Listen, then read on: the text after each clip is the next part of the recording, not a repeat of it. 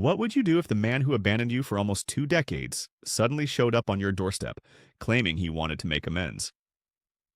My name is Ellie, and that was the reality I faced one cold November evening, just 3 months after turning 18. The air was thick with the scent of rain, and I was alone in our small apartment, the one my mom and I had fought tirelessly to keep after years of barely getting by. At first, the knock on the door was quiet, almost tentative, but it quickly grew more urgent, like a heartbeat that couldn't be ignored. I opened the door, and there he stood. Dad, the man who had disappeared when I was a toddler, leaving my mom to raise me on her own while he dodged any responsibility.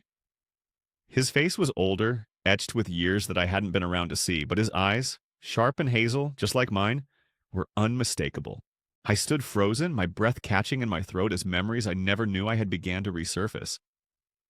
A blurry image of him tossing me in the air, a fleeting moment of joy flashed in my mind. It was strange to feel anything but anger after all these years. But there it was, a flicker of something else. "Ellie?" he said, his voice rough but soft, like he was testing the air between us. "I know I don't have the right, but I want to make things right." I didn't know what to say. I had imagined this moment 100 times, but now that it was here, all I could do was stand there, staring at the man who had once been my father and had disappeared without a trace. The sun was bright, the air warm, and I could hear my laughter ring out across the park. But then silence. Just the weight of Mom's tired sigh and the constant shuffle of overdue bills. For 18 years, he'd been a shadow in our lives, a name that Mom rarely uttered, always with a bitterness that stung more than she probably meant it to. And now here he was, standing at my doorstep, wearing a cheap jacket and an awkward smile. "Ellie," he murmured, voice soft, "I know I don't deserve to be here, but I need to talk." My heart raced. Me? What could he possibly want from me after all this time? I didn't want to let him in, but my curiosity burned hotter than the anger bubbling in my chest. So I stepped aside. He sat on the worn couch, hands clasped tightly together, and began to speak. His words came out in scattered fragments, pieces of a life filled with bad decisions, a constant escape from debts, and an unshakable guilt. He told me he had been a coward, running away when Mom found out she was pregnant, terrified of the responsibility that came with fatherhood. For years he moved from one town to another, taking whatever job he could find, always looking over his shoulder, convinced that he would never be good enough for us. But then, 3 months ago, something changed. He knew I had just turned 18, that I was off to college with a scholarship my mom had worked tirelessly to secure for me. "I wanted to see who you became," he said, his voice thick with emotion. "I wanted to know if you were all right."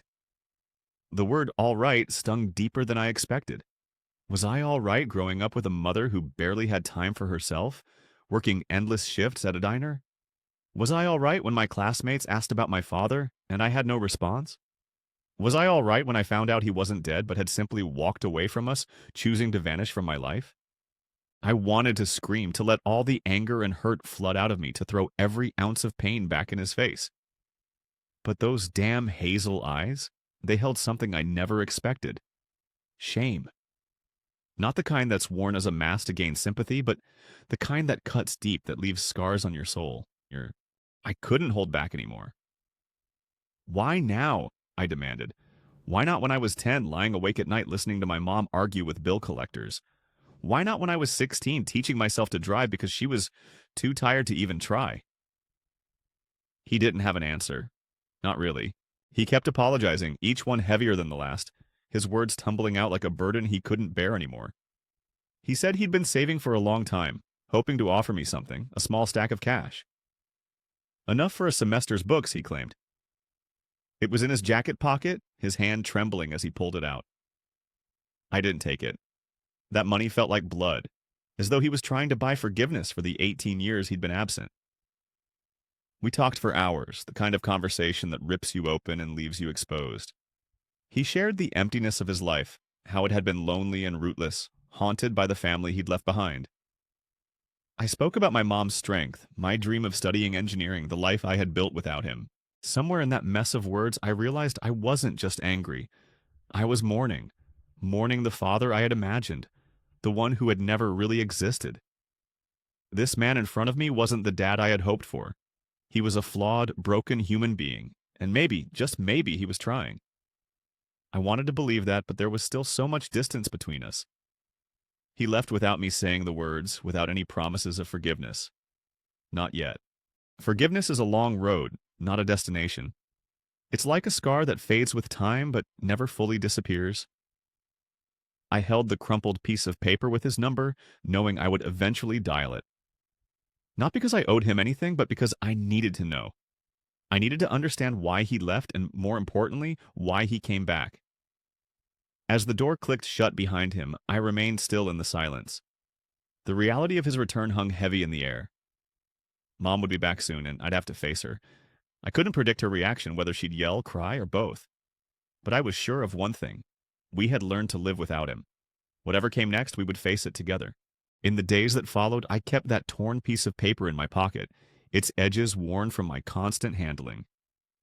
I hadn't called him yet, not immediately, but his return filled my mind with thoughts of second chances, of rebuilding something that felt broken beyond repair. His return didn't erase the past. It didn't undo the years of absence, but it did open a door I thought I had locked forever.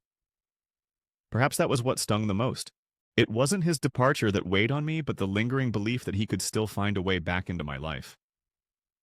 As I looked ahead, I questioned if there would ever be a moment when I could truly welcome him again. The future seemed uncertain, a mix of possibilities, yet his memory stayed present, not as a shadow, but as a quiet hope.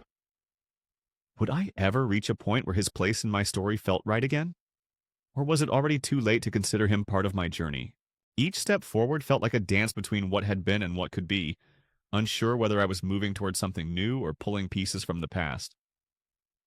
The thought of him lingered, gentle yet persistent, always on the edge of my thoughts. And with every passing day, the question remained, could I ever be ready to open the door once more? Or was I destined to walk alone, carrying his memory with me in a space between what we were and what we could have been?